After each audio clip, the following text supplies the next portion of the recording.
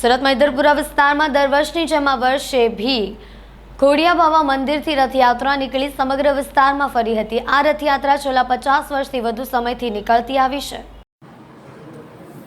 અષાઢ સુદ બીજે સુરતમાં 5 સ્થળેથી ભગવાન જગન્નાથ, ભાઈ બળદેવ અને બહેન સુભદ્રા સાથે નગરચર્યાએ નીકળશે, જેમાં ઇસ્કોન મંદિર, લંકા વિજય હનુમાન મંદિર, અમરોલી પાનેસરાનું જગન્નાથ મંદિર, ઘોડિયા બાવા મંદિર અને સચિન કનકપુરના જગન્નાથ મંદિરની શોભાયાત્રા નીકળશે। ઘોડિયા બાવા મંદિરની રથયાત્રા શહેરની સૌથી જૂની મનાઈ છે। તમામ મંદિરોમાં ભગવાન જગન્નાથનો નેત્રોત્સવ ઉજવાયો હતો। લગભગ 5 કિલોમીટરનો માર્ગ સવારે ભગવાનને સ્નાન, અભિષેક અને શૃંગાર કરી ઘોડિયા બાવા મંદિરથી સવારે 9 કલાકે નીકળી હતી। મંદિરથી ગોળ શેરી, કંસારા શેરી, કુંભાર શેરી, મૈદરપુરા, રામપુરા થઈ બપોરે 2 કલાકે પરત આવશે। ત્યારબાદ મહાપ્રસાદીનું આયોજન કરવામાં આવ્યું છે, જેનો ભક્તો લાભ લઈ શકશે।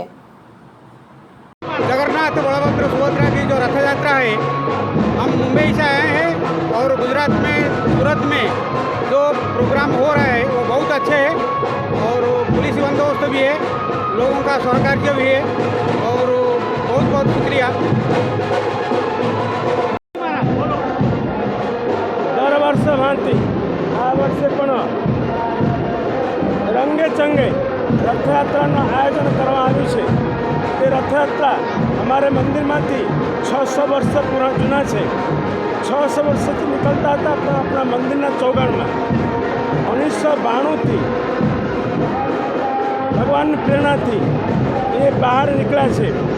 એ રંગે ચંગે નીકળે છે અને ભક્તોની ઈચ્છા પૂર્ણ કરે છે। આટલું જય રાધેશ્યામ, જય જગન્નાથ, જય બળવંત, જય સુભદ્રા।